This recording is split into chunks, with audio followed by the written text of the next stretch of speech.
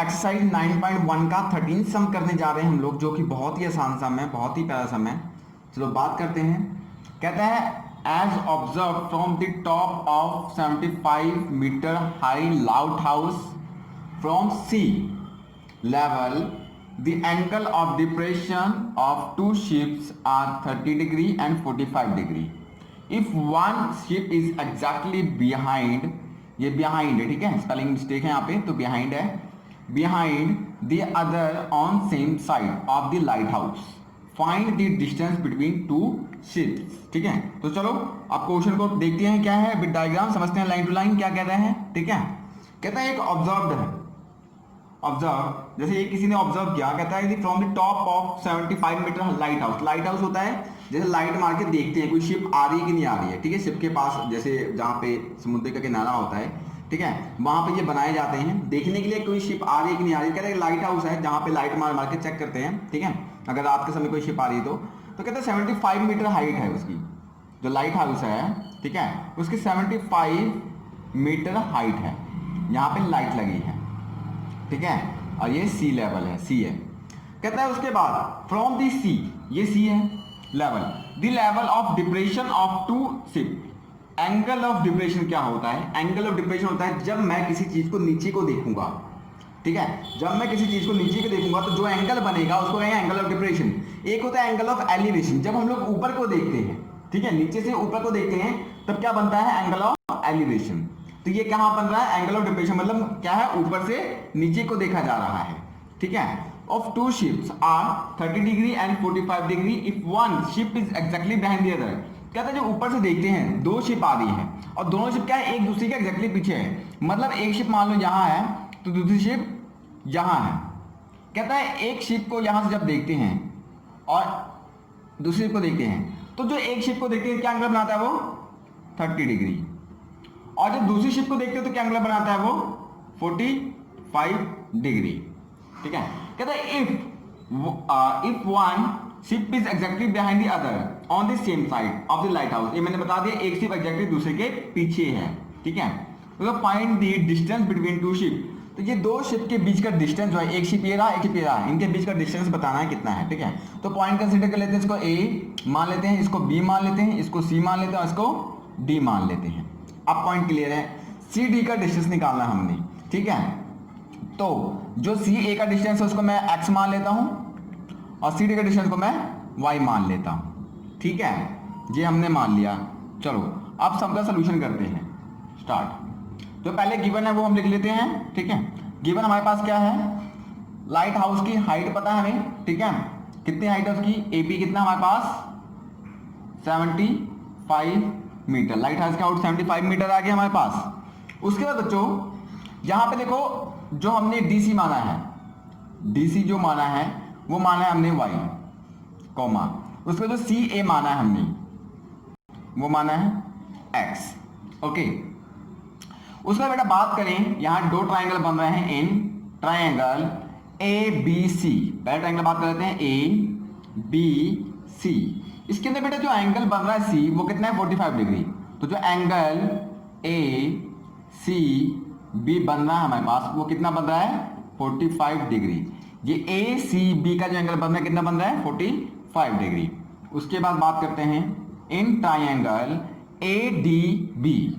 Triangle A D B में जो angle बन रहा है ए डी बी वो कितना बन रहा है? 30 डिग्री।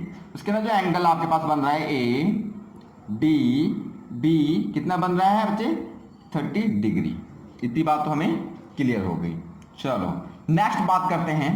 अब क्या करेंगे? पहले इस ट्राइंगल का लेकर ट्रिग्नोमेट्रिक रेशियो लगाकर इसका बेस निकाल लेते हैं, क्योंकि हमें परपेंडिकुलर पता है और क्या पता है? एंगल पता है। तो बेस हमारे पास यहाँ पे आ जाएगा ट्रिग्नोमेट्रिक रेशियो लगाकर। लगाते हैं तो पहले सॉल्व करते हैं in triangle A B C. देखते हैं हमारे पास क्या है? ए बी है हमारे पास ओवर सी ए, ओवर सी ए। तो बच्चों यहाँ पे ए बी ओवर सी लिख लिया हमने, A B over C A trigonometric ratio लगाकर। अब बात करते हैं जो हमारे पास ए बी है वो क्या है? देखो ये एंगल है, एंगल के सामने वाली जो लाइन होती है उसको क्या कहते हैं? परपेंडिकुलर। तो यहाँ पे जो ए बी है वो क्या शो कर रहा है? परपेंडिकुलर। ठीक है, उसके बाद सी ए की बात करें, सी ए, इसके ऊपर एंगल है तो ये क्या होगा, बेस, क्या होगा, बेस। अब हमें एक चीज पता है क्या, पंडित बद्री प्रसाद हर हर भूले, ठीक है। P ओवर H क्या होता है, साइन, B ओवर H होता है कॉस, P ओवर B होता है टैन। तो यहाँ पे क्या है, P ओवर B क्या होता है, टैन, P ओवर B क्या होता है, टैन होता है। इतनी बात क्लियर है, ठीक है। P ओवर B क्या बन जाता है हमारे पास यहाँ पे, टैन थीटा। अब बेटा बात करें ए बी कितना हमारे पास, तो ए बी हमारे पास कितना है, 75, कितना है, 75। अब सी ए की बात करें, सी ए हमारे पास क्या है, x, ठीक है, is equal to tan theta, equal to tan theta.